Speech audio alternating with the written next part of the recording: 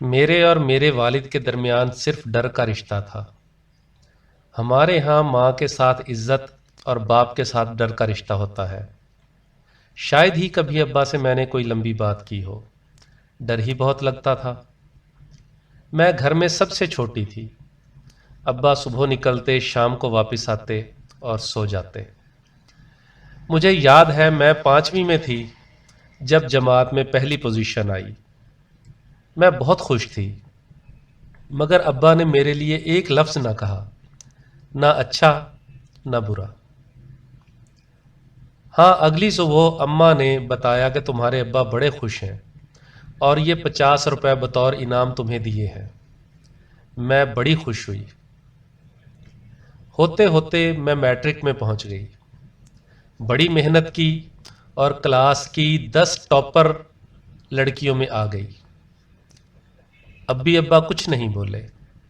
ہاں، صبح پھر اماں نے کہا تمہارے ابو بہت خوش ہیں اور 100 روپے دیے ہیں تمہیں انعام میں۔ میرے ابا کو میٹھا کھانا بہت پسند تھا۔ بچپن سے ہی میں نے ابا کے سارے کام اپنے ہاتھوں میں لے لیے تھے۔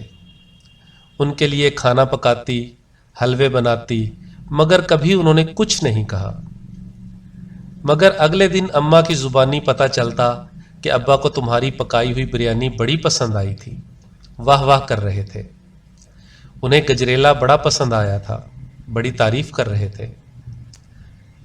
آہستہ آہستہ مجھے یہ سب تعریفیں جھوٹی لگنے لگیں۔ مجھے لگا کہ اماں مجھے خوش کرنے کے لیے سب باتیں کرتی ہیں۔ میں نے FSC کر لی۔ ابا نے رزلٹ آتے ہی میری شادی طے کر دی۔ اماں نے پوچھا کہ تمہارے ابا پوچھ رہے ہیں کہ تمہیں لڑکا پسند ہے کہ نہیں۔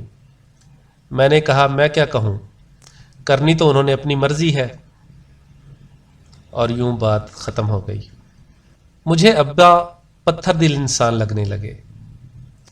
مجھے لگا کہ شاید انہیں پتہ ہی نہیں چلتا تھا کہ کھانا اماں بناتی ہیں یا میں، اور ان کے سارے کام کون کرتا ہے۔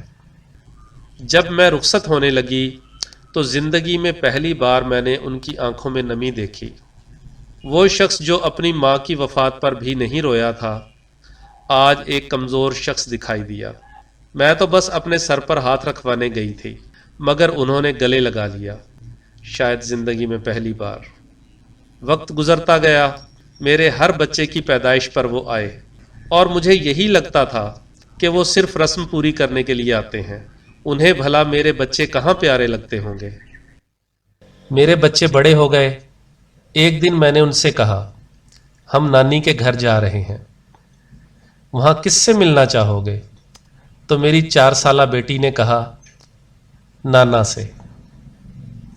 یہ پہلا دھچکا تھا جو مجھے لگا۔ ایک دن میں ویڈیو کال پر اماں سے بات کر رہی تھی کہ بچے کہنے لگے ہمیں بھی نانی سے بات کرنی ہے۔ میں نے انہیں فون تھمایا اور خود کچن میں چلی گئی۔ واپس آئی تو دیکھا کہ سارے اپنے نانا سے بات کر رہے تھے، اور وہ بھی بچوں کے ساتھ مل کر بچے بنے ہوئے تھے۔ یہ ان کا ایک الگ روپ تھا۔ ایک دفعہ میں میکے گئی تو میں نے بھابھی سے کہا کہ آج کھانا میں بناؤں گی۔ میں نے کھانا بنایا۔ ابا گھر پر نہیں تھے۔ کچھ دیر بعد ابا گھر آ گئے۔ بھابھی نے کھانا لگایا، سب کھانے کے لیے بیٹھ گئے۔ کھانے کے دوران ابا کہنے لگے بھئی فاطمہ تو مہمان ہے، اس سے کھانا کیوں بنوایا؟ اب مجھ سے رہا نہیں گیا اور میں نے پوچھا ابا آپ کو کیسے پتا چلا کہ کھانا میں نے بنایا ہے؟ کہنے لگے بیٹا سالن میں نمک تیز ہے۔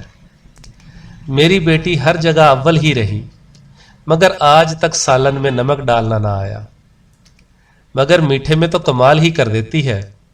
واہ، مزہ آ جاتا ہے۔ اس دن مجھے معلوم ہوا میری اماں سچ ہی کہا کرتی تھیں، بس میں ہی ابا کو نہ سمجھ پائی۔ تب سے نمک سوچ کر ڈالتی ہوں۔